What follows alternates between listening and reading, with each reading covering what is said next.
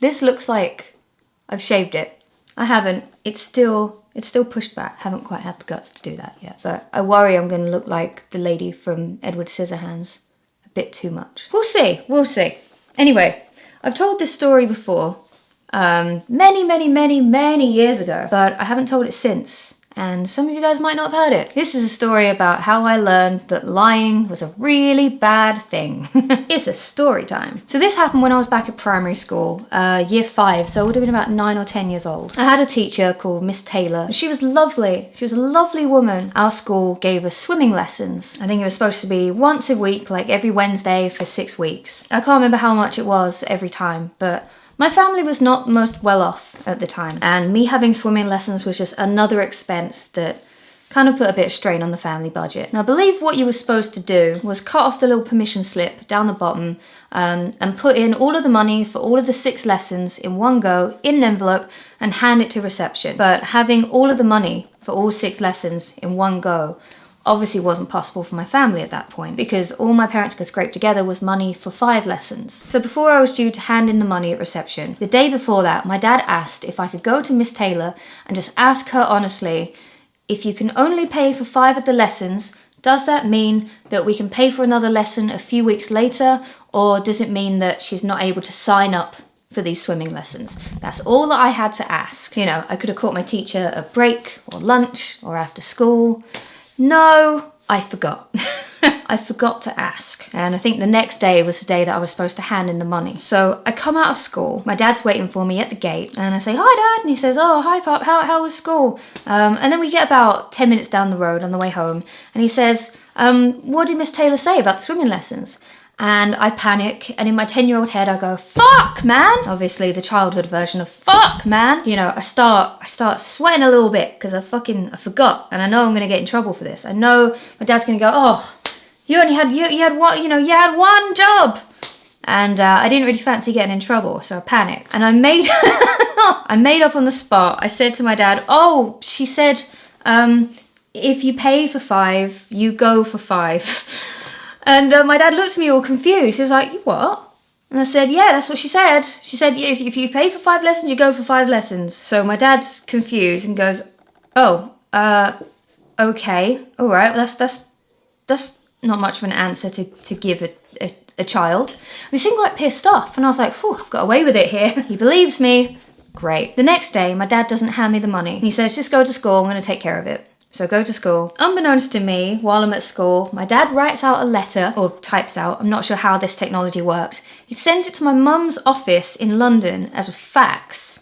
And then my mum faxes it to the school. Again, I don't know how faxes work because I was too young. My dad has written this really angry letter to Miss Taylor saying, you know, I don't find this vague answer appropriate, and proper going into her, because it would have been a bullshit answer, but she didn't say it, did she? She didn't fucking say it at all. So that got sent off and sent to Miss Taylor while I'm at school. As the class in the afternoon is doing some bullshit work, I don't know, we're 10, probably eating paint, Miss Taylor leaves the room and comes back, and she is tearful. Man, like there are tears in her eyes. She stands by the door and she pulls me out. She, you know, gives me the whole little finger wiggle of doom. So I go outside and Miss Taylor confronts me and she says, "I just had a letter from your parents saying that I said to you something about swimming lessons, about if you pay for 5, you go for 5. I didn't say any of this to you. What is this all about?" And she's crying and I'm standing there like, I don't remember what I said, because what can you say to that? I froze, I think, and I just felt so horrible. I made my teacher cry because my parents were angry at her answer that she didn't actually give. I think I just sort of mumbled like, "Oh, I don't know, I."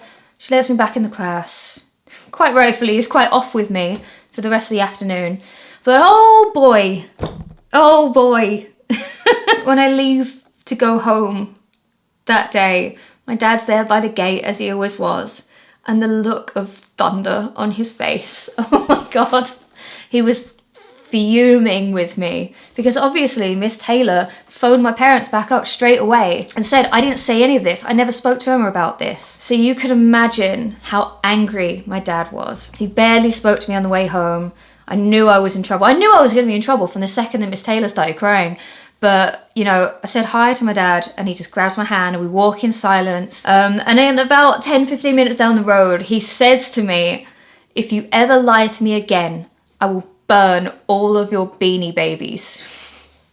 And I cried my eyes out.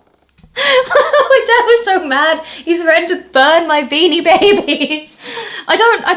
Before anyone gets concerned, I don't think my dad would have actually done it, but that shows how angry and embarrassed he was, how upset my teacher was. Because none of this had to happen, like none of this had to happen. If I just said on that day, "Oh, I'm sorry, I forgot to ask," like there would have been a little bit of trouble. I would have had a little bit of a bollocking, and that would have been it. My dad would have said, "Oh, for fuck's sake," you know, "Oh, well, he wouldn't have said that I was 10. But, you know, and he probably would have tried to phone the school before closing time. But instead, I lied, made my teacher cry, and then my dad threatened to burn my Beanie Babies. You know what? You guys always talk about how you miss my dad in my videos. I'm gonna try and get him on the phone right now.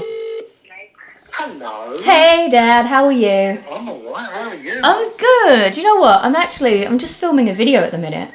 I'm telling that age-old story again of when I lied to my teacher at school and I made her cry. Do you remember? Do you remember back in primary school? Oh God. I know I've asked you to talk about it before, but I was wondering if you could just talk about how angry you were at me. Do you remember what you said to me? Do you remember what you threatened if I ever lied to you again? Not exactly. Go on. You threatened to burn all of my Beanie Babies. I remember you said if you ever lie to me again, I will put all your Beanie Babies in a pile and I will burn them.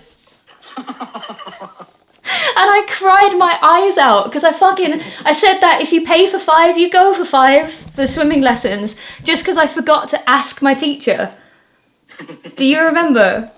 I thought I'd put you on speakerphone because everyone always says how much they miss you in my videos. So I thought I'd bring you into the video, socially distanced. Oh my God! Do you remember? Because basically, you had Mum fax the school with an angry letter. Yes. And then my teacher cried because your letter was so stern. Because I was such a dick. Why didn't I just tell the truth?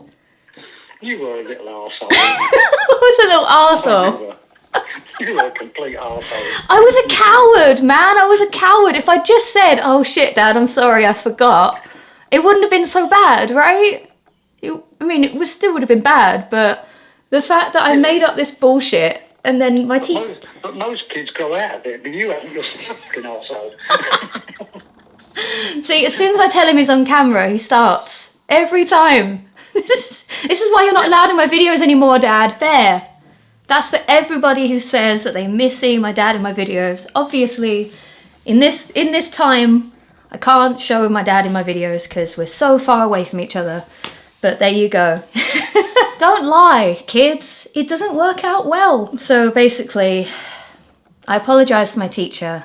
I apologised to my parents, who were quite rightfully very angry at me. I did end up going to the swimming lessons. I think it did work out the way that my parents thought it would, where you could, if you communicated right, you could pay for like another lesson later on down the line. But ultimately, it's easier to admit when you're fucked up. I know it's hard sometimes. Believe me, I know it's hard. I'm still not perfect at it. But oh man, can some lies come back to bite you on the butt. My Beanie Babies are still all intact. They're at my dad's house. They're in my old bedroom, probably covered in dust. No, they're all in these little like sealed cabinets because we were one of those families that thought Beanie Babies would have value, so we have hundreds of the damn things. And they're worth pennies! But yeah, didn't get burned because I didn't lie to my parents again.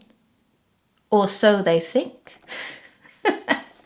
Maybe I just got better at lying. Anyway, thank you so much for watching this video. Thank you for letting me reminisce, looking back on times where I was a terrible child. And until next time, guys, I shall catch you later.